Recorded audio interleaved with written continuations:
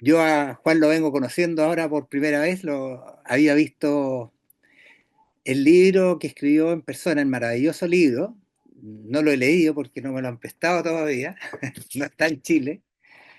Pero bueno, Juan, él es médico cirujano, es especializado en antropología forense. Nos estaba explicando un poco lo que hace un antropólogo forense, en el fondo frente a restos humanos tiene que tratar de precisar fechas, datas, quizás de que murió. Eh, y él es profesor de Historia de la Medicina en la Universidad de Cádiz. Y en su tesis, eso es lo que estaba entendiendo, lo que me contaba, él eh, empezó a trabajar en esta relación de García Márquez con los médicos y se encontró con maravillosas historias y cosas y cuenta en su libro. Eh, Y bueno, además, no sé si no alcanzó a contarnos si era por el libro, por otras gracias, pero es miembro de cuánta academia de medicina, ustedes se imaginen. Es académico también de la Academia Norteamericana de la Lengua, y de varias, como le dije, academias de medicina. Y en el poco rato que pudimos conversar antes de abrir, es además una persona muy simpática, así que vamos a gozar, yo creo, en esta presentación, porque el libro en sí lo que hizo que es muy llamativo. Yo, como les dije, solamente he ojeado, he leído algunos trozos porque no lo tengo. Esperamos que luego nos contaba que se está editando por nuevas editoras que puede que lo hagan llegar a Chile, primero a México, después a España y quizás posteriormente a Chile, esperamos.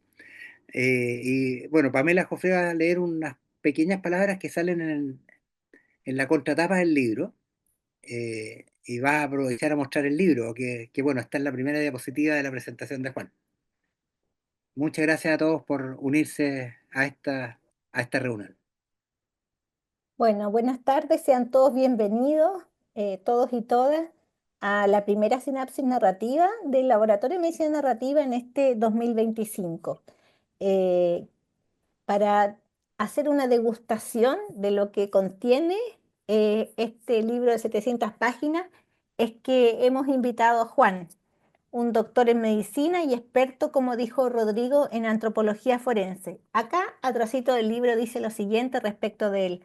De la Gala quedó atrapado muchos años en los manuscritos de Melquíades, de una extraordinaria investigación que disecciona el universo médico y biológico escondido en la obra literaria de Gabriel García Márquez.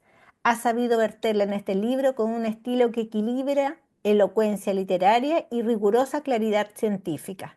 Se trata de un esfuerzo original por descifrar lo relativo a personajes y a todo tipo de asuntos médicos desde una intersección entre biografía, creación literaria, ciencia y periodismo con la que se analizan, como en un examen de laboratorio, los cuentos y novelas del gran escritor. Con esta introducción pienso que no tenemos que esperar más para escuchar la conferencia de Juan, cuidar nuestros micrófonos y por supuesto anotar, ya sea en el chat o en un cuadernito, para hacer todas las preguntas al final de su presentación, y Rodrigo las va a ir organizando para que podamos dentro de una hora ocupar provechosamente nuestro tiempo. Adelante, Juan. Pues muy buenas tardes, noches a todos y muchísimas gracias por estar aquí. De las numerosas cosas que han dicho tanto Pamela como Rodrigo, yo me quedo con la de que soy un tipo simpático. A mí me parece que puede ser un mérito extraordinario que pienso colocar en mi currículum. Pero ¿qué mérito tiene realmente ser un tipo extraordinario si uno está hablando con gente de Valparaíso? Es decir, no ser simpático en el paraíso, eso no tiene ningún sentido. Es decir, yo por eso creo que más bien el mérito es de quienes me acogen aquí, ¿verdad? Sé que posiblemente haya sido una mañana agotadora de trabajo, entonces piensen que esto también podría ser una buena oportunidad, no solamente para ejercitar la medicina narrativa, sino a lo mejor para entrecerrar los ojos y poder descansar también un poco y perderse en las imágenes. yo voy a procurar que mi voz sea lo suficientemente arrulladora, ¿verdad? Para que si alguien quiere cerrar los ojos pueda hacerlo con tranquilidad y si en algún momento pierde un poco la conciencia y pasa al terreno de los sueños, pues y después se despierta y no sabe muy bien si aquello fue un sueño o fue una charla sobre García Márquez, habremos conseguido entonces el objetivo que se pretendía, que es mezclar la realidad con lo mágico y los sueños con lo real. Bien, voy a intentar, si es que soy capaz, porque antes hemos hecho la prueba y ha salido muy bien, a ver si ahora también soy capaz de hacerlo. Vamos a ver si soy capaz de que... eh, creo que lo pueden ver, ¿lo ven? Sí, perfecto. Bien, me llama mucho la atención el título, ¿verdad?, del laboratorio que ustedes, en el que ustedes trabajan, ¿no? De medicina narrativa. Siempre me ha parecido que en nuestra profesión la palabra tenía un papel preponderante. En el sentido de que recuerdo perfectamente que en el episodio terrible, ¿verdad?, de las Torres Gemelas de Nueva York, el director de los servicios de salud mental del Ayuntamiento de Nueva York propuso un plan en el cual las víctimas y las personas que habían perdido allí a sus seres queridos o las personas que habían presenciado de cerca la tragedia tenían la oportunidad de acercarse a los colegios y a las instituciones públicas, a las escuelas y contar su experiencia. Y se vio que aquella experiencia narrativa era profunda, no solamente era aleccionadora para las nuevas generaciones, sino que era profundamente curativa también para aquellas personas que tenían la posibilidad de verbalizar los miedos que se habían despertado en su interior. Bien, yo en realidad lo que quería hacer hoy era hablarles de los puentes amenos que conectan la medicina con la literatura, que a fin de cuentas no son orillas tan distantes. Ambas tienen multitud de puntos en común y yo creo que en un laboratorio de narrativa médica esto no tiene sentido siquiera que yo lo cuente porque ustedes lo saben de sobra. Tanto la medicina como la literatura tratan de la condición humana y nos permiten entender mejor al ser humano y a la sociedad. Asomarse a una obra literaria, incluso si es de ficción, es una especie de antropología. Uno puede palpar el pulso de lo humano que hay en esos párrafos, sentir lo que piensan y lo que sienten esos personajes. Es acercarse a los hombres y a las mujeres de cada época y a sus formas de sentir. Luego, ambos son ejercicios de empatía. ¿Cuántas veces en nuestra formación como médicos nos han insistido en lo importante que es la empatía con el paciente? ¿No? Eh, mm, la literatura es un gimnasio de empatía, en el sentido de que uno puede perfectamente sintonizar con ciertos personajes mejor que con otros, ¿no? Sentir cercanía y proximidad y no tanto como con otros, ¿no? Es decir, es un ejercicio extraordinario de empatía. Esto es algo que yo repito continuamente a mis alumnos porque estoy como muy empeñado en que me parece que la literatura podría ser una herramienta extraordinaria en la formación médica. Y hay una tercera razón que a lo mejor quizás es más discutible, ¿no? Y es que ambas manejan un arte narrativo. Esto algunos compañeros, cuando se los cuento, me ponen alguna objeción, pero dicen, ¿cómo la medicina, un arte narrativo? ¿Esto cómo es, no? ¿Esto cómo puede funcionar? Yo, para poderlo demostrar, por si yo no encuentro las palabras necesarias, estoy seguro de que hubo un gran humanista español, que es el doctor Gregorio Marañón, que él sí encontró las palabras precisas. Él era un gran humanista y era también un gran médico, escribió mucho sobre historia, fundamentalmente, y fue el pionero de la especialidad de la endocrinología en España. Pues él decía siempre en clase, el mejor invento de la medicina es, y algunos les decían, pues serán los antibióticos que han conseguido frenar, ¿verdad?, la mortalidad que antes era debida a las enfermedades infecciosas y que hoy, desde los años 40, 50, pues ya conseguimos un poco controlar. Y él decía, no, no son los antibióticos. Bueno, pues serán las radiografías o las técnicas de imagen que permiten acercarse al interior del cuerpo humano sin necesidad de abrirlo con un bisturí, ¿no? No, tampoco es la radiografía. El mejor invento de la medicina, el mejor invento de la medicina es la silla. La silla, don Gregorio, ¿cómo va a ser la silla el mejor invento de la medicina? Yo estoy convencido de que todos ustedes saben perfectamente lo que quería decir don Gregorio Marañón con esto. La silla es el lugar en el que el paciente se sienta, se dice buenos días, ¿qué le pasa? ¿Desde cuándo? ¿Y a qué lo atribuye? Y ahí comienza un diálogo, el diálogo hipocrático que venimos haciendo desde el siglo IV antes de Cristo invariablemente, y en el que sentamos el diagnóstico y el tratamiento. Por tanto, no es descabellado decir que la medicina es también un arte narrativo. Por esas razones yo intento convencer a mis alumnos de que la literatura podría ser perfectamente un recurso extraordinario para la formación médica. Pero en el caso de la obra literaria de Gabriel García Márquez, todavía lo es mucho más, porque es sorprendente la enorme cantidad de referencias médicas y de episodios donde aparece la relación médico-paciente y que están resueltos con una solvencia clínica extraordinaria. Bueno, ni que decir tiene que el espacio en el que nos relacionamos con el paciente se llama consulta, lo cual hace relación, ¿verdad?, a ese diálogo socrático que se establece entre nosotros. Y también hay otra cosa que me parece especialmente interesante en nuestro gremio de la medicina, ¿no? Y es que probablemente la medicina sea todavía uno de esos pocos espacios que quedan ya en donde es posible un diálogo desde la sinceridad y desde la confianza. Hoy que estamos en la época de los bulos, ¿verdad? De las mentiras mediáticas, todavía hay un reducto en donde dos personas se pueden mirar y pueden hablar desde el fondo del corazón. Y a él, al profesional de la medicina, le contamos cosas que a lo mejor ni siquiera a los familiares más íntimos le hemos contado, ¿no? Por tanto, casi podríamos decir que los médicos también contamos historias. Lo que ocurre es que a nuestras historias presuntuosamente le solemos llamar historias clínicas.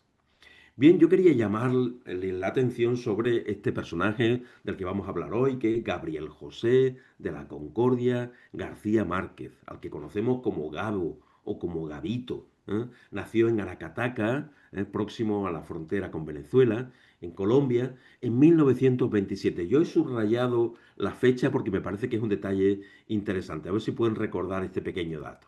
Falleció, como saben, en Ciudad de México en 2014, con lo cual hace muy poco, el año pasado, estamos celebrando el 10º aniversario de su fallecimiento. Fue periodista, fue novelista, fue guionista, es representante paradigmático de lo que llamamos el realismo mágico, también el boom latinoamericano, y fue Premio Nobel de Literatura en 1982. Si yo tuviera que señalar cuáles de sus obras pues son como las más significativas, cuando he hecho esta pregunta en el público, casi todo el mundo ha hecho referencia o bien a Cien años de soledad, que ciertamente es una obra clave en su biografía de escritor, pero también El amor en los tiempos del cólera, que es una novela muy recomendable porque a mí me parece personalmente la mejor historia de la ternura que se ha podido escribir nunca. Bien, animarse a estudiar a García Márquez es una verdadera osadía, porque no saben ustedes la enorme cantidad de material que hay publicado sobre él. Hay muchísimo material publicado hasta el punto de que uno puede perfectamente naufragar en la bibliografía solamente. Por si eso fuera poco, hay además simposium y congresos sobre su figura. Pero es que además se han llevado al cine gran número de sus novelas, a veces con éxito bastante desigual. Y por si eso fuera poco, en los últimos meses hemos tenido como Netflix ha llevado su serie a la televisión. Por cierto, me llamaron de Netflix para decir si yo podría ejercer como asesor en en los aspectos médicos que pudieran aparecer. Por supuesto, me sentí tan honrado que les dije que sí, que sin ninguna duda. Bueno, pues les puedo asegurar que nadie me llamó nunca. Yo esperando que sonara el teléfono para poder colaborar, arrimar el hombro en algo, pero les puedo decir que no hay ningún mérito mío en esa serie porque nadie me consultó jamás nada. ¿Eh? Bueno, básicamente mi programa de trabajo en este terreno fue coger la obra de García Márquez, coger una obra y hacer tres lecturas sucesivas. La primera lectura podríamos decir que es la lectura que todos hemos hecho. Es decir, nos hemos acercado con curiosidad a la obra del Nobel colombiano y hemos quedado ya desde los primeros párrafos absolutamente seducidos por una manera de contar que es totalmente embrujada, ¿no? Llegó un momento en que llegué a pensar, a mí me da exactamente igual lo que este hombre me cuente, pero la forma en que lo cuenta ya me merece la pena escuchar cualquier historia. Es decir, porque es la forma de contar la que me parece absolutamente alucinante, ¿no? Habría una segunda parte, que es cuando empezaron a aparecer las primeras biografías de García Márquez. A él le conceden el Premio Nobel de Literatura en 1982 y entonces surge la primera biografía, la de su amigo Plinio Apuleyo Mendoza, que se llama El olor de la guayaba y que es una biografía tipo entrevista, ¿no? Hecha con preguntas y respuestas. Y ahí había una frase de García Márquez que a mí me apuñaló de parte a parte el corazón, porque dice, no hay una sola línea en ninguno de mis libros que no tenga su origen en un hecho real. Cuando yo hice mi primera lectura, yo estaba absolutamente convencido de que las cosas que contaba García Márquez eran fantasiosas. Y de repente aquí me encuentro con que no es así, que todo lo que cuenta tiene una base absolutamente real y probablemente biográfica. El propio Plinio Apuleyo Mendoza, que lo conocía bien, no lo creía del todo y le decía, pero Gabito, ¿tú estás seguro? Porque hay una señora que va a colgar unas sábanas y de repente empieza a ascender, a ascender, a ascender hacia el cielo y se pierde con los últimos pájaros. ¿Eso cómo va a ser real? Eso te lo has inventado tú, ¿no? O por ejemplo hay un señor que cada vez que su amada está cerca se siente rodeado de mariposas amarillas. Eso no puede ser real, eso es otra invención tuya. Y él insistía, no hay una sola línea en ninguno de mis libros que no tenga su origen en un hecho real. Y entonces yo pensé que me había equivocado por completo y que había leído mal a García Márquez y que tenía que volver otra vez a leer todo desde el principio, pero con esta nueva perspectiva, sabiendo que lo que me estaba contando eran cosas reales, probablemente exageradas, probablemente disfrazadas, probablemente maquilladas, pero con una base real muy evidente. Bien, habría una tercera lectura, que es la que yo tuve que hacer ya, pues con la mentalidad médica, es decir, señalando aquellos aspectos que son tremendamente numerosos, y eso es lo que me llamó mucho la atención. Hay casi 100 personajes médicos en su obra, ¿no? Y hay pasajes clínicos resueltos con una solvencia extraordinaria, intoxicaciones por cianuro, por ejemplo, ¿no? Apuñalamientos, ahorcaduras, con unas descripciones que parecen sacadas de un manual de medicina forense, ¿no? Bien, pues esta sería un poco la tercera lectura, la lectura con ese prisma médico que les comento. Y yo hasta les diría que hasta podría hacerse una cuarta lectura, que es la lectura del Gabo médico. Es decir, ¿qué visión tenía Gabo de la enfermedad y la medicina cuando lo vivía en su propio cuerpo? Porque sabemos que estuvo gravemente enfermo con un linfoma y que tuvo también un adenoma pulmonar, y en fin, tuvo varias patologías importantes, ¿no? ¿De qué manera lo vivía? Estuve indagando seriamente en este punto y hasta llegué a conseguir de su cardiólogo de cabecera el electrocardiograma con el último latido de Gabo cuando falleció. Lo que ocurre es que se me ocurrió pensar, ¿hasta qué punto puedo yo hacer público algo que pertenece a la intimidad de las personas?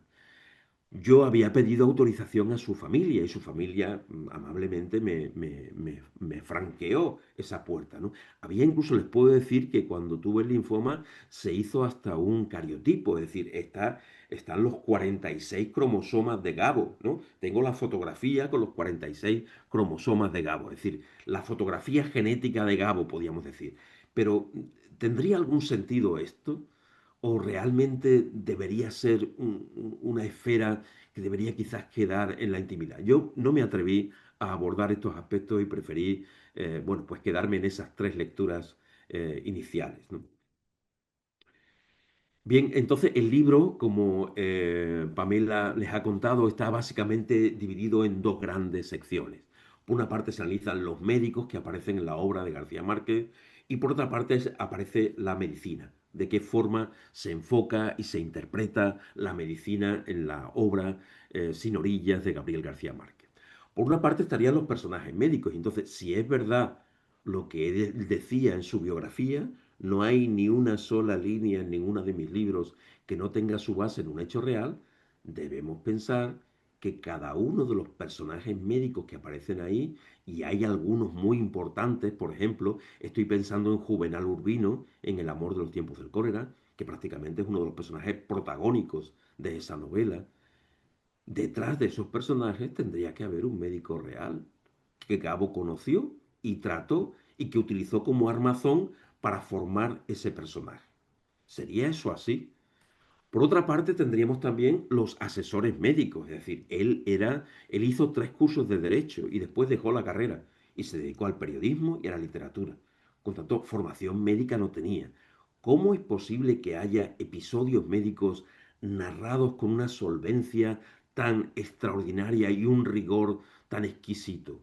Necesariamente debió contar con el asesoramiento de alguien, algún amigo médico, que le orientase en estos puntos, ¿no? Para poder hacerlo bien.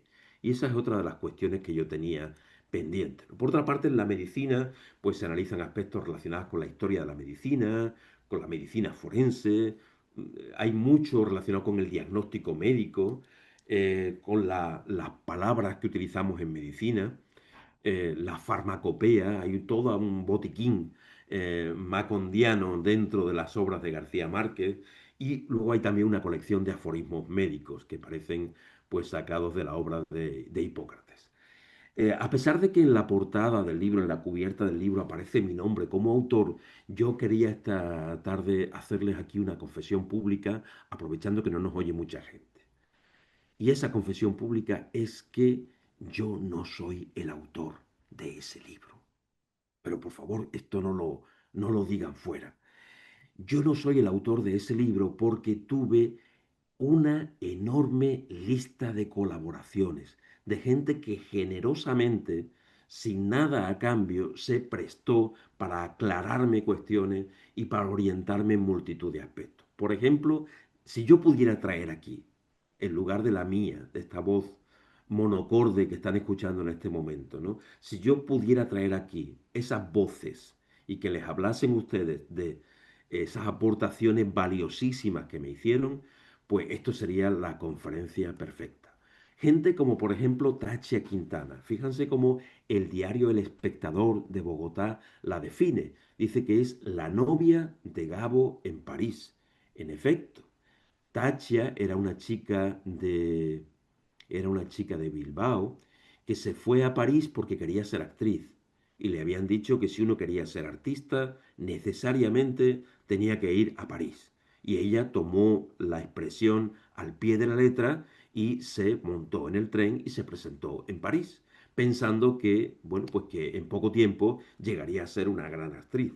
La vida se encargó de enseñarle otra cosa y acabó pues fregando pisos y haciendo lo que buenamente pudo para poder subsistir. Y en esas condiciones conoció a un colombiano que también estaba en situación parecida, un periodista colombiano que había sido destinado a París como corresponsal, pero que en el momento en que estaba en París su periódico cerró por la censura. El dictador de turno cerró el periódico, con lo cual se quedaron los dos bastante colgados. Entablaron relación y empezaron a compartir su vida, el cariño, el afecto, ¿verdad? Y también el apartamento. Mientras estaba escribiendo García Márquez, El coronel no tiene quien le escriba. Así que imagínense lo que supone a Tacha Quintana poder haber sido testigo de la redacción de esa novela. Yo le pregunté a Tacha, ¿puedes contarme cómo fue, una vez que la conocí en París, ¿puedes contarme cómo fue esa historia?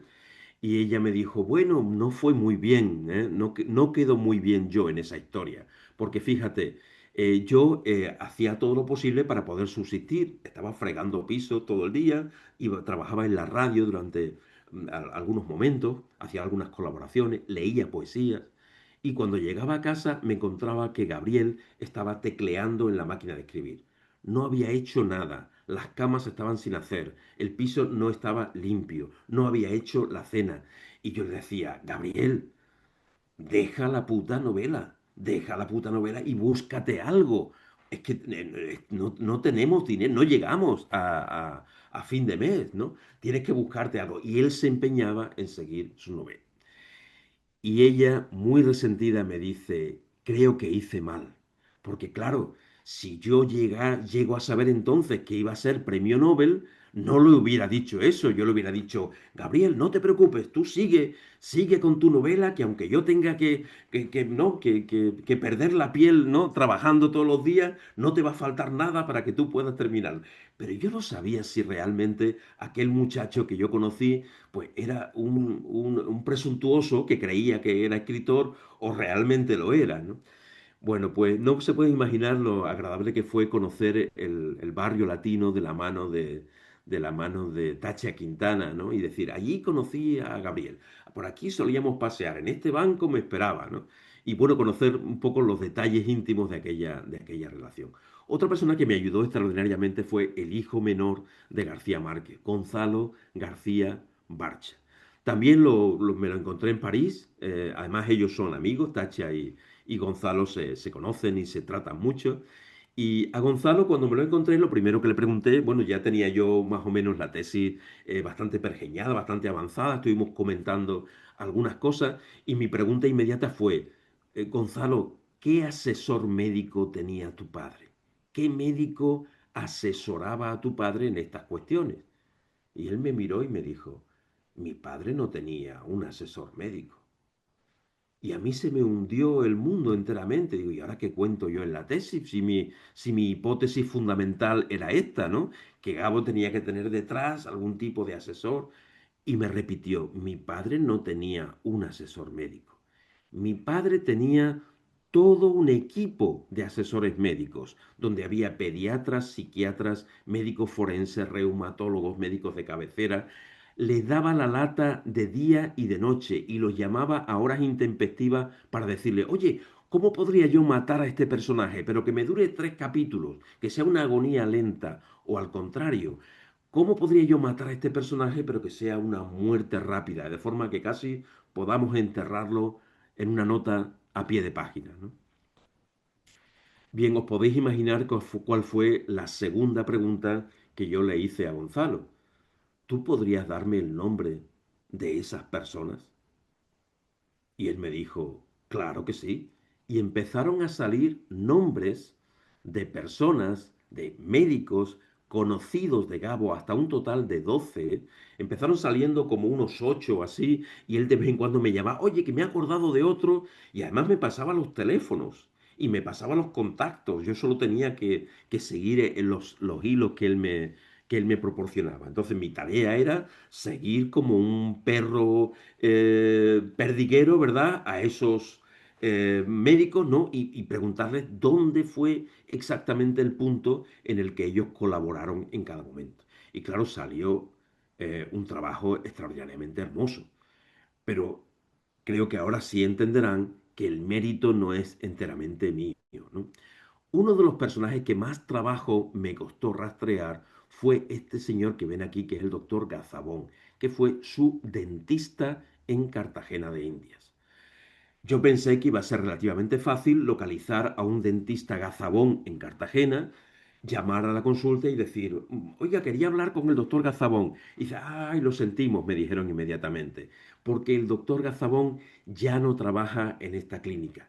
Es más, el doctor Gazabón ya no es dentista.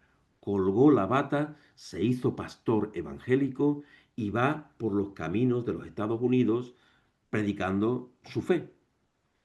Claro, ¿cómo podría yo encontrar con esas pistas, verdad? Un pastor evangélico de origen colombiano que va por los Estados Unidos, ni siquiera me dijeron en qué estado, sino por los Estados Unidos, ¿no? Predicando la fe, ¿no? Entonces, pues me puse en contacto con los líderes de la iglesia evangélica allí, les di el nombre, les intenté preguntar y me dijeron, sí, está en Tampa, en Florida. Así que me puse en contacto con él y Gazabón me hizo dos extraordinarios regalos que son verdaderas joyas dentro del libro, ¿no? El primero de ellos es el formulario que Gabo rellenó el primer día que llegó a su consulta. Ya era premio Nobel, con lo cual el doctor Gazabón se sintió muy honrado de que un premio Nobel fuese, ¿verdad?, a su consulta odontológica. Y a pesar de que tenía un dolor dental bastante mortificante, Gabo tenía un sentido del humor extraordinario, porque fíjense cómo rellenó el formulario. Primero, lo que nos llama la atención es que la fecha de nacimiento que da es de 1928, cuando él había nacido en 1927. ¿Eh? Le pregunté a Gonzalo cuál podía ser la razón de esta equivocación y él me dio tres posibles respuestas. Una de ellas es que decía que su padre era un presumido, es decir, intentaba siempre que podía, intentaba quitarse años. En segundo lugar, porque 1928 fue la fecha de la masacre de las bananeras, que es un episodio de la lucha jornalera que aparece reiteradamente en Cien años de soledad. Y la tercera razón es porque cuando se hizo el pasaporte para poder irse a París, salir de Colombia, irse a París, parece ser que hubo un error y le colocaron 1928 en lugar de 1927.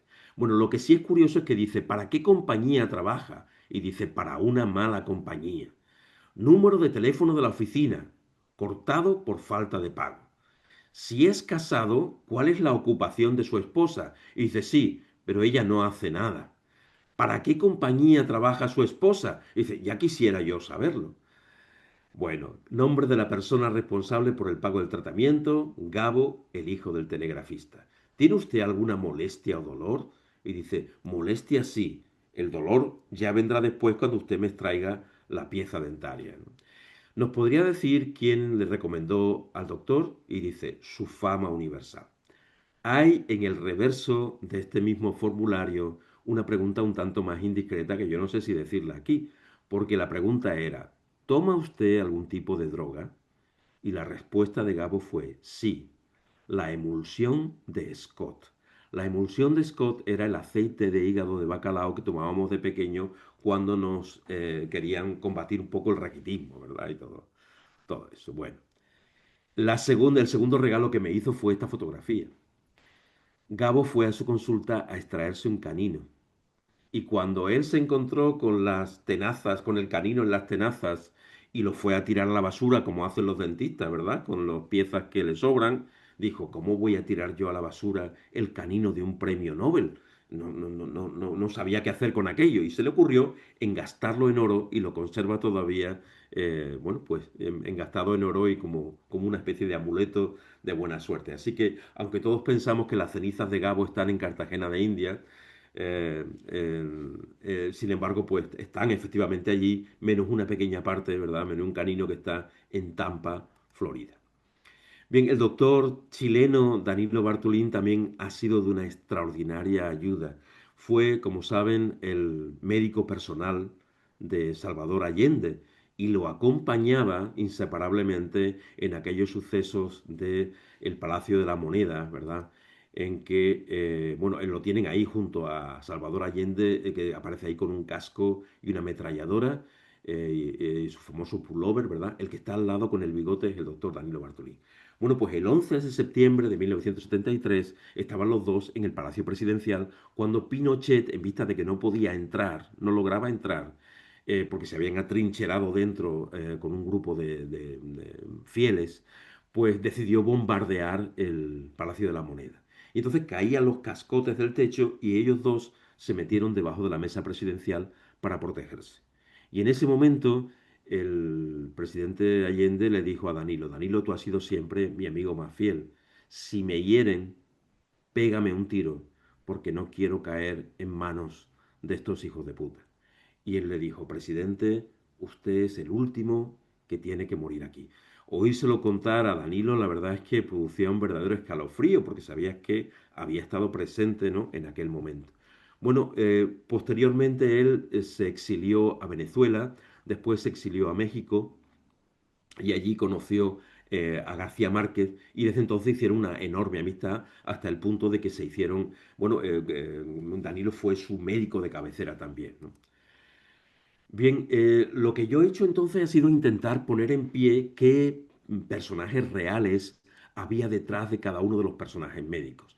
Nosotros ya sabíamos y los biógrafos ya habían mencionado que el médico que aparece en la novela, la primera novela, La hojarasca, un médico que no tiene ni siquiera nombre propio, se le llaman simplemente el médico francés de Macondo, que acaba finalmente ahorcándose de las cabullas de su propia hamaca y del techo de la cocina de su casa, ¿verdad?, en Macondo.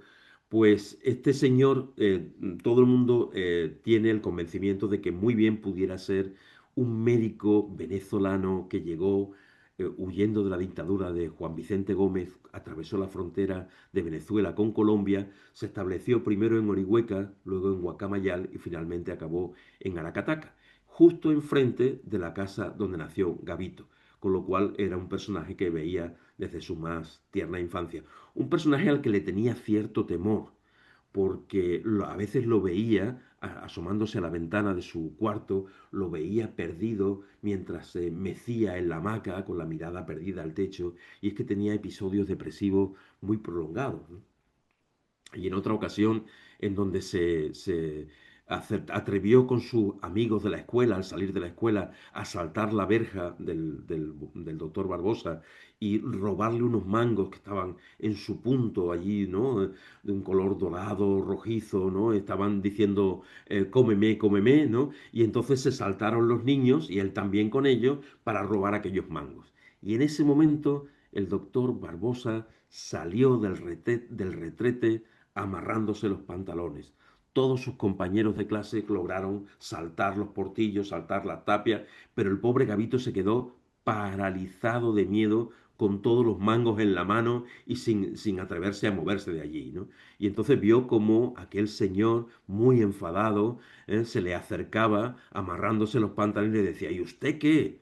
¿Un raterito de patio?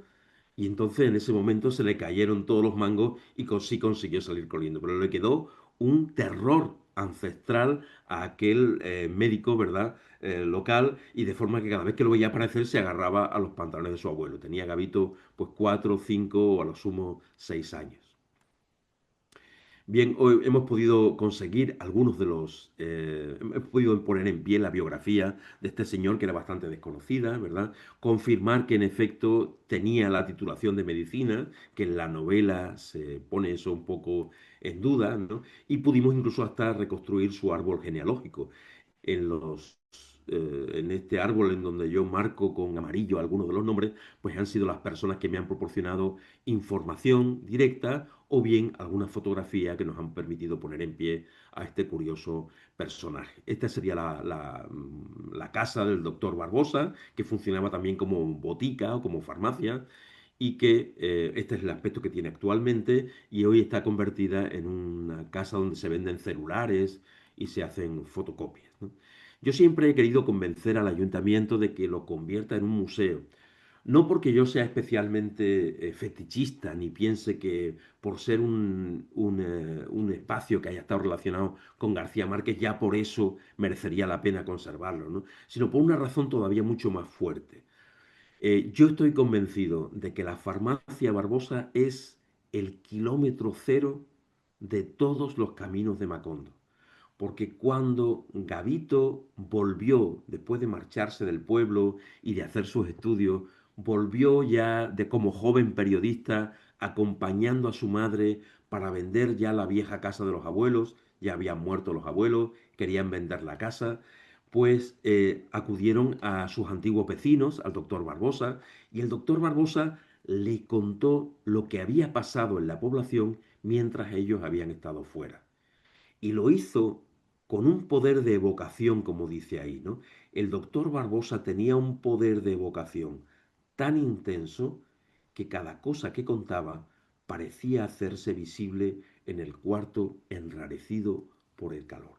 Y fue en ese momento en donde el propio Gabo lo dice, cuando él sintió la necesidad de que lo que él tenía que contar como escritor no eran las historias de Kafka y las historias de Poe y las historias de Virginia Woolf y las historias de Faulkner, que es lo que había venido haciendo hasta ahora, imitando a los escritores que admiraba, sino que a partir de entonces pensaba que lo que tenía que hacer era contar la vida, la historia de su propio pueblo, la historia de su propia familia, la historia de su propia casa, y hacerlo además de esa forma absolutamente encantada que tenía de contar el boticario Barbosa, que hacía que las cosas se materializasen allí delante. Lo cuenta también en una entrevista que concedió, en un diálogo que mantuvo con Vargas Llosa. Dice, fue el suceso más decisivo de mi vida de escritor. En ese momento me surgió la idea de contar por escrito el pasado de aquel episodio, de aquel pueblo polvoriento y caluroso que después se llamaría Macondo. Si nosotros hacemos un pequeño estudio del estilo literario de García Márquez, nos daremos cuenta de que a partir de 1951, es decir, después de ese viaje, hay un cambio radical en el estilo. En las fechas que aparecen ahí en color blanco, lo que hace es imitar fundamentalmente a Edgar Allan Poe y a Kafka y a Faulkner. A partir de 1951 empieza a aparecer el estilo García Marquiano legítimo, por así decirlo, ¿no? Bien, hay otro personaje, y con esto ya cierro el capítulo de los personajes para que podamos, si queréis, conversar al respecto, ¿no? Que es el doctor Juvernal Urbino de la Calle, que es el protagonista de El amor en los tiempos del cólera. Podríamos preguntarnos quién hay detrás. Bueno, pues hay dos personas detrás del doctor Juvenal Urbino de la Calle. Uno de ellos es el doctor Enrique de la Vega, que como, igual que Juvenal, se formó en la Sorbona, fue interno en el Hospital de la Salpêtrière, fue discípulo de Robert Pust, ambos eran profesores de clínica general. El doctor Enrique de la Vega, al igual que el doctor Juvenal Urbino, era conocido en Cartagena porque siempre usaba unos trajes impecables de lino blanco, con corbata y además que dejaba siempre en la cabecera de los pacientes un aroma de colonia de farina que parecía que ya de por sí tenía que tener algún poder salutífero, ¿no? Allí, ¿no? Leía en francés, exactamente igual que se nos cuenta de Juvenal Urbino, hasta el punto de que encargaba a su librero en Francia las novedades literarias del momento, y mantenían un zoológico doméstico, cosa que también aparece en el personaje del doctor Juvenal Urbino. Sabemos que el doctor Enrique de la Vega y su mujer Antoinette eran tan aficionados a los animales que los pacientes que lo sabían, cuando querían hacerle un regalo, sabían que lo mejor que podían regalarle era algún pequeño animal salvaje, una serpiente, una tortuga, una guacamaya, y la casa estaba siempre absolutamente llena de animales. Hay otro personaje también cartagenero del que tomó elementos para fabricar el personaje de Juvenal, que fue un cirujano, el doctor Napoleón Franco Pareja. De él tomó la limonada tras la siesta, que es tan característica de este personaje. La aversión que tenía al café y a la pañera, hasta el punto de que se dice cómo arrancó al doctor Napoleón Franco, quitó la pañera de su casa porque decía que era antihigiénico, que era un error bañarse en la propia inmundicia, que era preferible la regadera, la ducha, porque de alguna manera no arrastra la suciedad y va al desagüe. Perdón. Y entonces, igual que hizo el doctor Juvenal Urbino,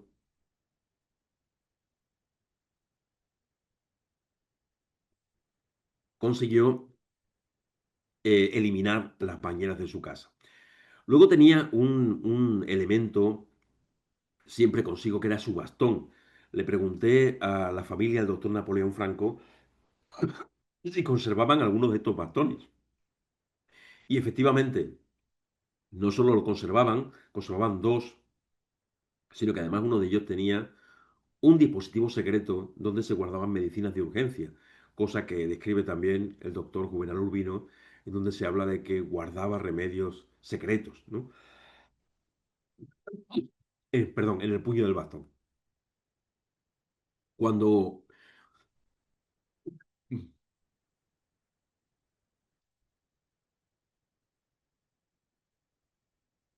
cuando utilizamos dos personajes reales para componer un solo personaje ficticio, a nosotros se nos ha ocurrido llamar a esto mosaicismo. Bien, pero probablemente los aspectos más llamativos que desde el punto de vista médico podamos encontrarnos son los que tienen que ver con la medicina forense y especialmente la crónica de una muerte anunciada en donde saben que nos cuentan la muerte a cuchilladas de Santiago Nazar crucificado frente al portón de su propia casa.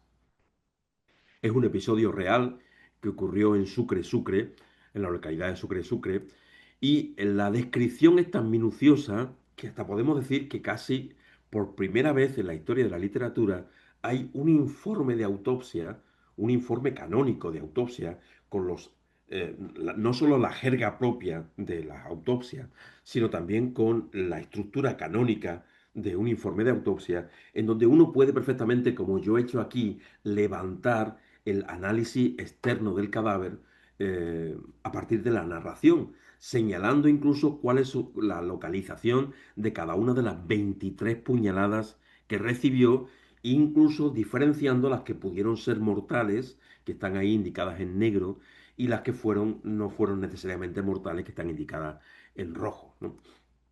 Hay también una descripción magnífica de la marcha de las livideces en el rostro. Hay también una descripción minuciosa de las armas homicidas. Y yo les diría que se fijasen especialmente en la figura 10 y en la figura 8, ¿no? Que aparecen ahí en esa imagen. Es decir, esa puñalada que aparece en la zona axilar, que uno diría, si yo tuviera que haberle dado una puñalada mortal a Santiago Nazar, probablemente no la hubiera dado tan hacia la axila, sino un poco más centrada en el hemitórax, ¿no? Buscando un poco penetrar en el corazón. Sin embargo, la encontramos aquí en la zona axilar. Y luego las que aparecen entre los dedos, las interdigitales. Bien, lo primero que me llama la atención es que sean 23 puñaladas, porque fueron exactamente las mismas que recibió Julio César de acuerdo con el relato de Suetonio. Probablemente esto sea más bien un guiño literario hacia los clásicos, ¿no? Y en segundo lugar, esto es lo que llamamos en medicina forense los cortes de defensa, es decir, cuando una víctima intenta defenderse de un ataque por arma blanca, lo que primero suele colocar son las manos para intentar detener la hoja afilada y que no le llegue al cuerpo. Eso produce una serie de cortes reiterados en los dedos que son muy frecuentes encontrar en el cadáver. Los cortes pueden ser tan reiterados que no es raro que a veces se produzcan incluso hasta amputaciones de algún dedo. Y luego, el pequeño detalle de la puñalada tan axilar se debe a que los hermanos vicarios se nos dice que eran matarifes, es decir, mataban cerdos y tenían la costumbre de clavar el puñal, el cuchillo de matarife en el corazón del cerdo. Y el corazón del cerdo, en efecto, anatómicamente está situado en la axila del cerdo. Con lo cual, en ese corte axilar que encontramos en el cuerpo de Santiago Nazar, lo que nos está mostrando un poco es la profesionalidad de los matarifes, hermanos vicarios. Nosotros sabemos que toda esta historia, bueno, pues tiene los nombres inventados. La historia es real, pero los personajes son inventados. Los nombres de los personajes son inventados. Esto fue una imposición de la madre de García Márquez, que le dijo, Gavito, no querría yo que añadamos un dolor más a esta familia, volviéndole otra vez a presentar aquí aquella historia tan dolorosa. Y dice, no te preocupes mamá, que yo voy a cambiar los nombres y los voy a colocar en el tiempo, en otro periodo, de forma que no haya ningún tipo de coincidencia posible. De hecho, lo que se nos cuenta no es el asesinato de Santiago Nazar, sino que este chico, que murió efectivamente a cuchilladas contra la puerta de su propia casa, era Cayetano Gentile, era un inmigrante italiano que, bueno, pues fue apuñalado justamente por las razones en que nos cuenta la crónica de una muerte anunciada.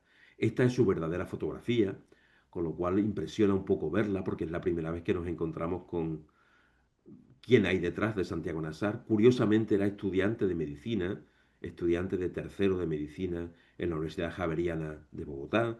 Tenemos ahí su firma al final de su ficha académica y alguien, no sé si lo notan, pero alguien ha añadido ahí la palabra muerto, ¿verdad? Y la ha subrayado dos veces.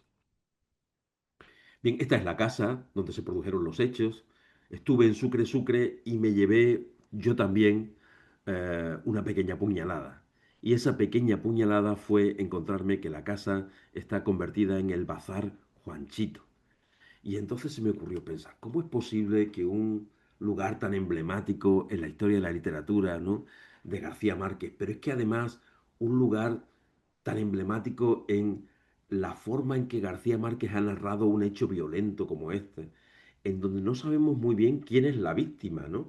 Porque parece que la víctima es Santiago Nazar, que murió crucificado a puñaladas contra ese portón, pero probablemente también la víctima fuera la propia eh, Ángela Vicario, ¿no?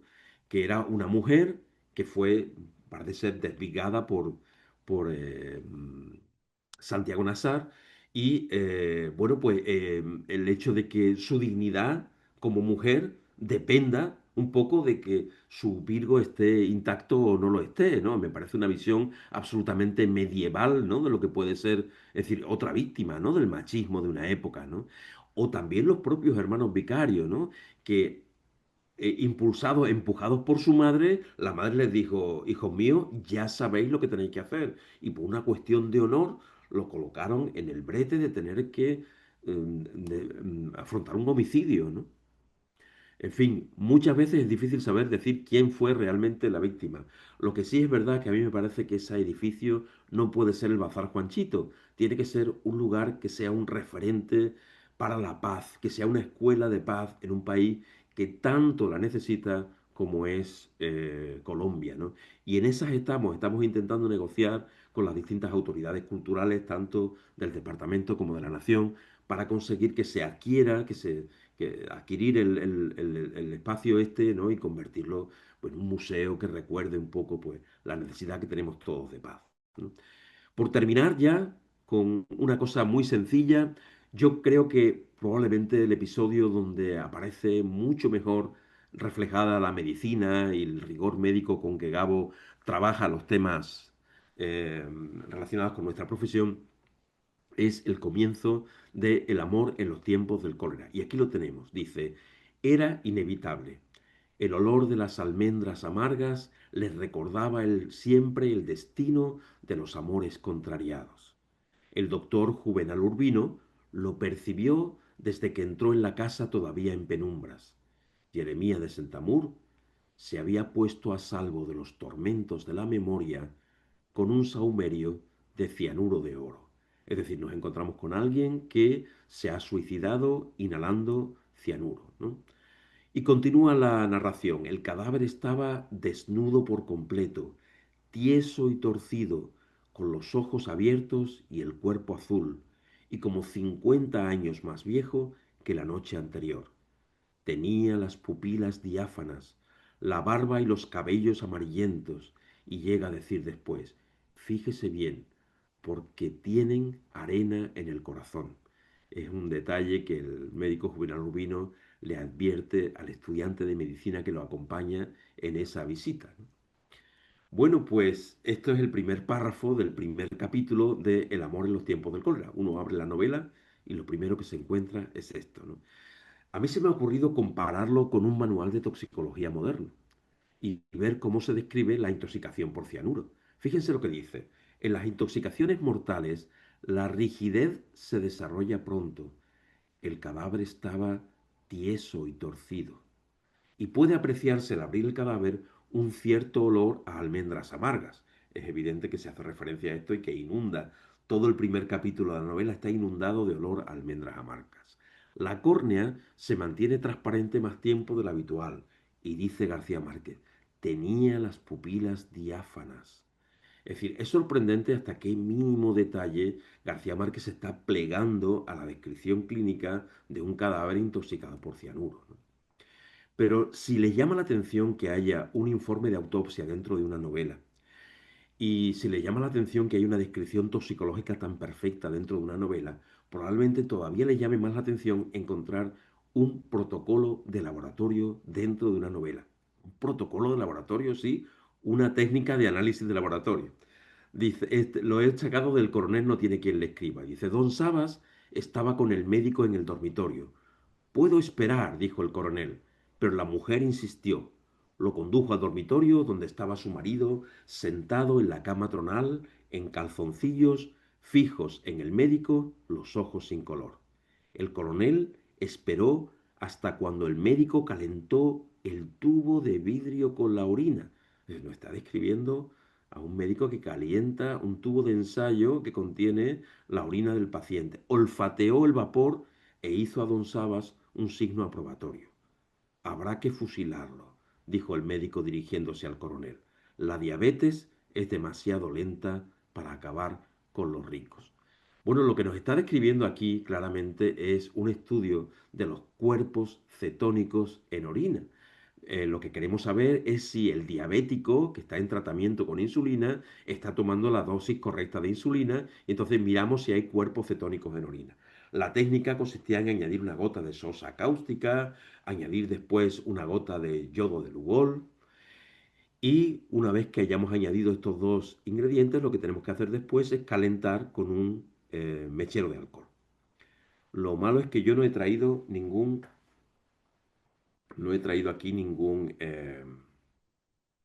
mechero. No sé si ustedes tienen alguno. Bueno, vamos a intentar encenderlo con la imaginación, ¿no? Ahí tenemos, eso es, perfecto, ha funcionado muy bien. Y vamos a intentar encender el mechero y ver qué es lo que podemos deducir de aquí. Pues lo que podemos deducir de aquí es que enseguida notaremos cómo se desprende un vapor especial, que es el vapor del yodo formo, que los médicos de aquella época estaban muy acostumbrados a percibir porque el yodo formo fue uno de los desinfectantes más comunes en el ámbito hospitalario y es lo que se conoce como la reacción de Lieben o la reacción del iodoformo o el test de Lieben-Ralph.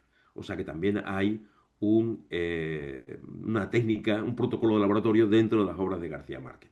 Y esto es lo que cuento en el libro que Pamela hace un momento os estaba mostrando, ¿verdad? De los médicos de Macondo. Es un buen tomo, lo advierto, son 650 páginas, pero hay un capítulo que se llama Itinerario y Conclusiones. Yo les recomiendo comenzar por ahí porque constituye una especie como de mapa en donde uno puede perfectamente dirigirse al lugar que mejor le parezca. Y luego el interior está profusamente ilustrado con fotografías magníficas de una farmacia que hay en Honda y que conserva todavía el aire y la atmósfera propia de las farmacias de comienzos de siglo, ¿verdad? Es una farmacia, las fotografías son de Perdomo y la farmacia la conserva gracias a un empresario que se llama Gregorio Sokolov. Bueno, por último, decirles que también ha sido interesante seguir la trayectoria de una palabra que es clave en la obra de García Márquez, que es la palabra macondo. ¿De dónde puede venir la palabra macondo? Sabemos que es el nombre de un árbol, ¿verdad? El macondo. Fíjense lo que dice Humboldt cuando visitó Turbaco. Dice, en Turbaco hay Cabanillesia mocunda. Es muy curioso porque él no le llama Macondo, sino que le llama Mocunda. O sea, probablemente la palabra a mí me tiene inmediatamente sonoridades africanas. Dice, cuyos frutos membranosos y transparentes parecen linternas de papel suspendidas en las ramas. La verdad es que se notaba que Humboldt no solamente era un excelente geógrafo y un excelente científico, sino estamos aquí delante de un poeta. No me extraña que fuese amigo de Goethe, ¿no? Y de los grandes poetas de su momento, porque la verdad es que lo expresa con una hermosura extraordinaria. Es decir, no son solo las palabras de un científico, son mucho más que eso, ¿no? Bueno, pues yo estaba indagando en las lenguas africanas, especialmente en las del Golfo de Guinea, y finalmente, después de probar con muchas, me he encontrado que en el dialecto kikongo hay una palabra sorprendente que se llama amacunda. Y amacunda significa en kikongo que se siembra solo. Y uno puede decir, ¿y qué relación tiene esto con el árbol macondo? Pues la respuesta me la dio un botánico y poeta brasileño que se llama Nicolas Ver. Me mandó una foto, que es esta de aquí, en donde se ve a una de estas linternas de papel que nos decía Humboldt, que es el fruto del macondo, ¿verdad? Que acaba de caer al suelo y fíjense lo que ocurre. nada más caer al suelo, todavía está empezando a pudrirse el fruto y ya empieza a germinar, que se siembra solo. En efecto, esto es una curiosidad del árbol y es que las semillas germinan con una facilidad extraordinaria. En África hay varias ceibas que le ocurre igual y también las llaman amacunda en el dialecto local.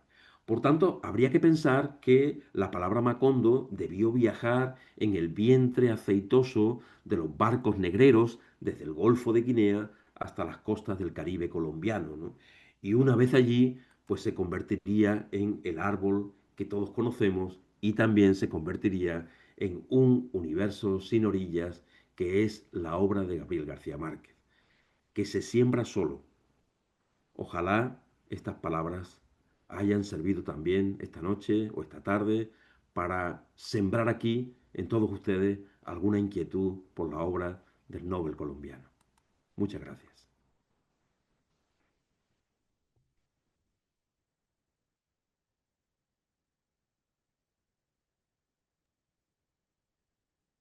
Muchas gracias a ti, Juan.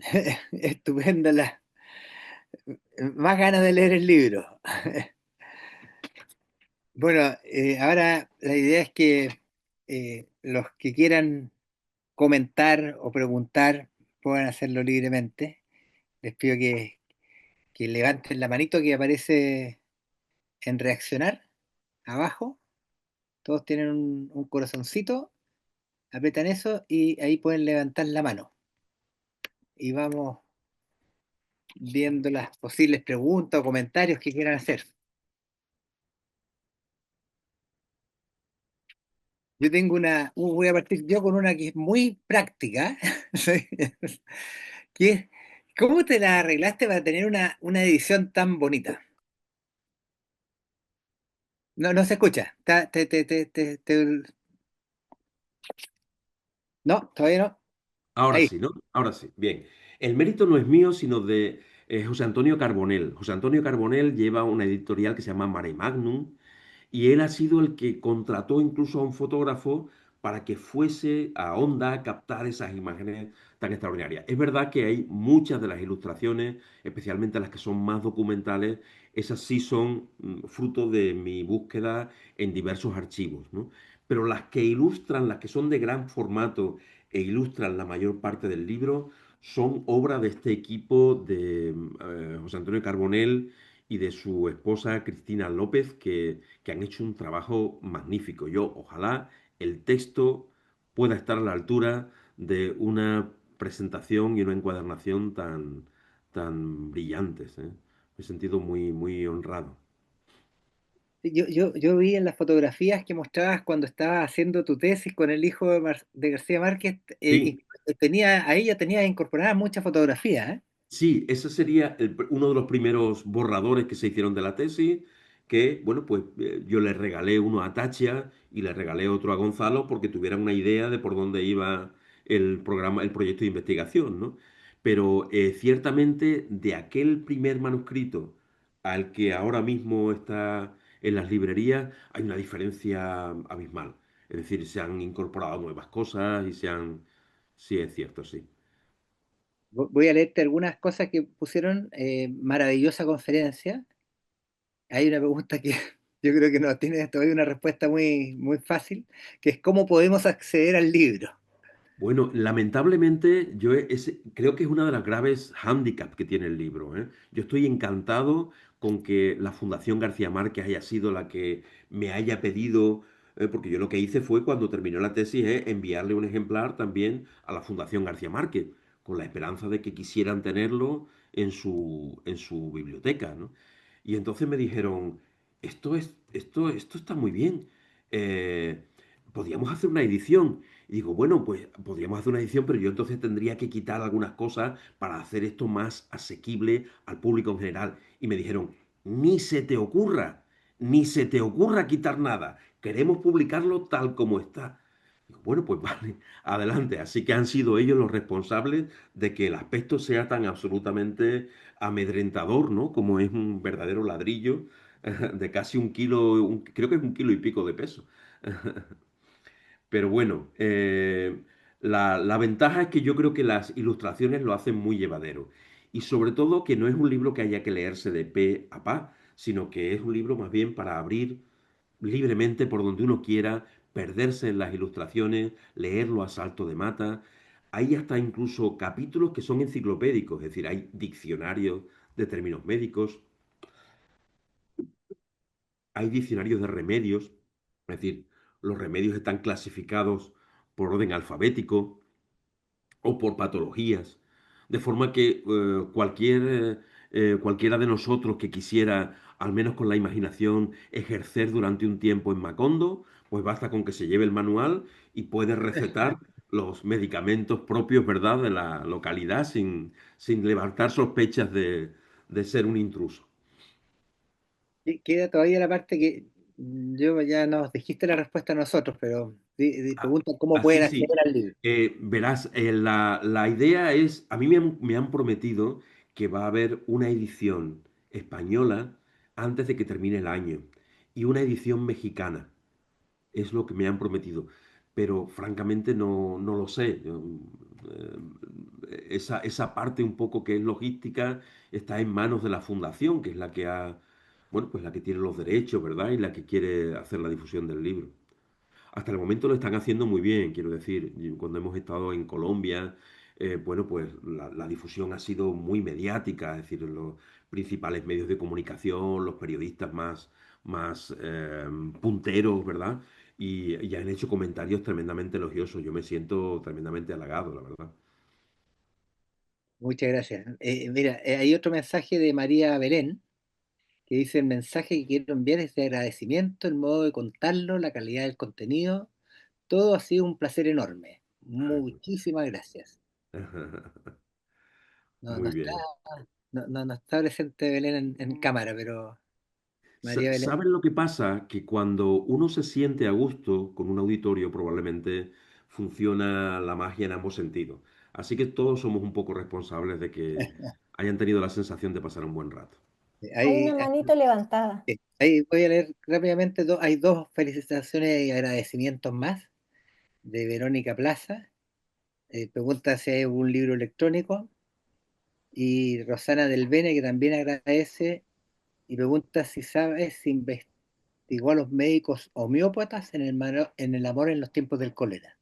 Y después vamos a la a la pregunta de Isabel. Sí, hay en la parte de farmacopea, en el capítulo que se llama farmacopea, hay un estudio detenido del padrino de Florentino Ariza, que era médico homeópata y que hace con frecuencia referencia a multitud de remedios, ¿no? Es muy curioso porque el padre de García Márquez era médico homeópata. Entonces, él tomó muchas de las referencias que aparecen ahí de la propia actividad profesional de su padre. Muchas gracias. Isabel Briceño, un gusto verla después de tanto tiempo. Hola, hola. Muchas gracias a todos por invitarnos y quería darle las gracias a Juan, realmente un tipo muy simpático. Muchas gracias, muchas gracias. Fue un placer escucharte y disfrutar esa cálida voz realmente creo que admiro profundamente la capacidad de las personas que son que cuentan historias, que nos transportan con las historias a diferentes lugares. Creo que una de las grandes cosas que me ha pasado siempre con García Márquez es que me transporto a- aunque no son las mismas locaciones, pero sí a la vida de muy niña, de familia, de pueblo, aunque no sean los mismos pueblos, pero sí pueblos. Eh, y particularmente yo soy del mundo de la patología clínica, así que esto de la historia que contaste del médico y su diagnóstico a través de la orina me hace mucho sentido. Y además también la presencia médica en todo lo que describe García Márquez es muy atractivo para los que nos dedicamos a esto, así que siempre capta, siempre llega. Y por otro lado, yo siempre también rescato la conexión de toda esta historia médica con la naturaleza, con las personas y con esa presencia del médico con las personas en los entornos y viviéndose la vida de las personas. Así que creo que eso es muy rescatable, sobre todo en tiempos en que necesitamos rescatar ese contacto también con tanta tecnología presente. Y quería hacerte una pregunta así de copuchenta, ¿no? Ay, no sé cómo, nosotros decimos copuchenta los que nos metemos un poco en la vida del otro, pero que Curiosa. si a través de las personas que tú pudiste entrevistar para el libro, García Márquez se describió así como tú te describiste como un tipo simpático, si él se describió ante ellos con una frase, con una persona, con algo que él sentía que era o que le caracterizaba. Que le caracterizaba a García Márquez. Sí. Sí, a mí una de las cosas que más me llamó la atención de él es la forma en que definía el fin, la finalidad de su escritura. Él decía, yo escribo para que mis amigos me quieran más. Lo cual me pareció muy significativo. Es muy curioso, ¿eh? Porque hay mucha gente que dice que la obra de García Márquez trata de la soledad o no sé, pero yo creo que claramente trata del amor entre las personas, ¿no? El amor en los tiempos del cólera, por ejemplo, es un retrato de la ternura de dos personas que se conocen de jóvenes con un amor pasional, después aquello acaba y finalmente se vuelven a encontrar de mayores ya, de ancianos, ¿no? Y vuelve a surgir la llama entre ellos, ¿no? Con un respeto extraordinario, incluso hasta diría con una sensualidad que es poco común, porque generalmente Hollywood nos tiene acostumbrados, ¿verdad? Que cuando se habla de una historia de amor, siempre son cuerpos jóvenes, cuerpos sensuales, en donde la sensualidad juega un rol importante, ¿no? Pero ¿qué mérito tiene que un escritor sea capaz de despertar también esa sensualidad y ese afecto en cuerpos decrépitos, ¿no? En dos cuerpos mayores que todavía son capaces de expresar cariño y expresar afecto, ¿no? Y utilizar el tacto para mostrarlo, ¿no? Me parece extraordinario. Hay una cosa que también me ha encantado de lo que has dicho, Isabel, y es que por decir que eres de pueblo, yo también lo soy, de un pueblecito de unos 2000 habitantes. Y es verdad, los que somos de pueblo yo creo que nos vemos mucho más retratados en la obra de García Márquez porque cuenta la historia de una comunidad pues reducida, ¿no? Con las ventajas y los inconvenientes que se suponen, ¿no? Ventajas en el sentido de que uno, bueno, pues está en contacto con la naturaleza, en que tiene una especie como de universo a pequeña medida en donde están representados todos los elementos de la sociedad, ¿no? Pero también los inconvenientes en que a lo mejor hay un deporte que es bastante destructivo y que es el chisme, ¿no? Es decir, cómo en las pequeñas sociedades a veces nos mata el aparentar, ¿no? Y la necesidad de figurar delante de los otros, ¿no? Y de que, bueno, pues de que ese afán de desprestigiar al otro mediante un chisme. Allí, en la novela, por ejemplo, del amor, de la mala hora o del coronel no tiene quien le escriba, aparecen los pasquines, que son pequeños avisos que se clavan en las puertas, en donde alguien, pues, cuenta algún pequeño chisme de alguno de los del pueblo y lo difama de alguna manera, ¿no? Y una vez que has levantado aquello, pues ya no sabe uno si es verdad, si no lo es, y bueno, pues esa pequeña historia, ¿no? Que, Muchas gracias, Juan. Vamos a ir terminando. Voy a leer otro comentario de Marisa Piazze. Dice, muchas gracias, muy interesante. Le interesaría indagar en los tintes de medicina ancestral o tintes de hechicería que se mezclan con la ciencia y que perfilan el realismo mágico propio del gran Gabo. Y después vamos a pasar con la pregunta de Florencia Raymond. No sé si pues puedes. sobre eso hay, en la parte de farmacopea, hay un amplísimo repertorio donde no se descartan tampoco las técnicas de la magia africana. Eh, he encontrado, tuve la suerte de que me orientase un sacerdote yoruba, en donde, bueno, de Cartagena de Indias, en donde él me explicó un poco los collares de santería que aparecen fundamentalmente en Del amor y otros demonios. Ahí aparece mucho la medicina que practicaban los esclavos negros en Cartagena de India. Y se analiza con mucho detenimiento y se ve cuál es el significado curativo de cada uno de esos collares. Es decir, esa parte sí está francamente, esa parte enciclopédica, ¿no? Sí está bien desarrollada en el libro. Perfecto. Muchas gracias, Juan. Vamos a pasar a la última pregunta que es de Florencia Raimondi.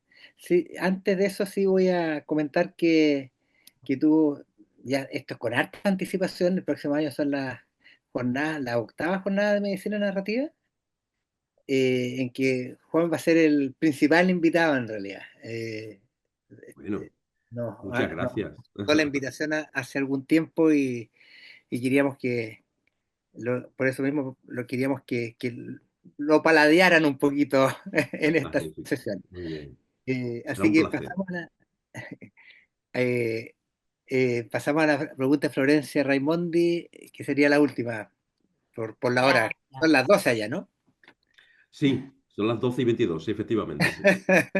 Pero bueno, yo estoy aquí encantado, ¿eh? No hay problema. Perfecto. Aquí un saludo desde Buenos Aires, de Argentina. Bien. También muy lindo participar. Y en realidad, perdón, creo que no tengo una pregunta. Más bien quería compartir una sensación que fue, a mí me gusta mucho la narración oral y me pareció muy hermosa la forma en la que contaste todo lo que nos compartiste hoy y cómo en verdad eso genera un contagio porque se ve la pasión detrás de, y pensaba como en el proyecto, que ese libro que se ve tan pesado y tan enorme, como que refleja ese proyecto, y todo el tiempo sentía como el gran motor que te debe haber hecho investigar y cada vez más y cada vez más. Y muy difícil de poner un freno y de entender hasta dónde frenar, me imaginaba. Y cuando recién comentabas a Isabel y le decías esto de Gabo, que él decía que escribía para que sus amigos lo quieran más, me hizo acordar también hay un escritor argentino contemporáneo que una vez cuando le preguntaron por qué él empezó a escribir y a narrar, porque él también empezó como narrador, que es Hernán Casiari, él dijo que era porque él leía mucho desde chico y no lograba contagiar a sus amigos para que lean. Entonces empezó a narrar las historias. Y de ahí nació, logró captar ese interés de sus amigos. Y cuando dijiste lo de Gabriel García Márquez me hizo acordar un poco a eso y también tu pasión narrativa como contagia y da ganas de conseguir un libro de 1 kilo. Bueno, solo eso, era más un agradecimiento. Muy Gracias bien. a todos. Entiendo perfectamente lo que dices de cómo a veces es difícil poner fin, ¿verdad? A lo que uno empieza, ¿no? A mí me costó mucho, es decir, yo no quería que se acabara, porque la sensación que yo tenía es como si los personajes de García Márquez me llamaran por teléfono y me dijeran, te voy a contar una cosa que no aparece en la novela, pero te la voy a contar a ti solo, además, ¿no? Y es tal cosa, ¿no? Es lo que yo sentía cuando Gonzalo, por ejemplo, me llamaba para contarme cosas de su padre o contarme, y decía, pero qué privilegio es este, es decir, yo no quiero perder esto, es decir, no necesito presentar ninguna tesis, yo lo que quiero es vivir permanentemente en esta tesis, es decir, quedarme a vivir aquí, ¿no? En la tesis, ¿no? Yo recuerdo que todos mis compañeros estaban siempre deseando de quitarse de encima la tesis doctoral, ¿verdad? A mí me parecía que era justamente lo contrario. Yo quería quedarme allí para siempre. Vivir para contarla, dije yo. Eso quería. Eso es, eso es. Bueno, agradezco mucho la presencia de todos, especialmente de Juan, que se quedó hasta altas horas de la noche. Y bueno, nos dejaste muy entusiasmados para el próximo año. Falta Muy harto bien. tiempo, No, no pero falta tanto, falta un año solamente. Las jornadas son el 11 y 12 de junio. esperemos Ajá. que Pasa así. que llegue el libro antes de que No tengamos las Sí, importa, si no lo también, tenemos yo, a él. Creo que es más ojalá, atractivo ojalá. como también su sabiduría, sus investigaciones y Bueno, la forma en cómo lo cuenta, escuchar esa voz que es dulce, sí. creo que les hará bien a todos y conocernos, a los que puedan estar con nosotros, va a ser muy lindo. Sí, Sin embargo, Pamela, no conseguí que nadie se durmiera, lo cual me parece que no significa un sabemos. fracaso, ¿no? Es decir, yo creo que no he conseguido lo que yo pretendía, pero bueno. Hay muchas cámaras apagadas por ahí, puede haber pasado y no sabemos. Me puse detectivesca también. Bueno, dale, Rodrigo. Gracias a todos. Gracias Muy bien. por la paciencia y por la convocatoria.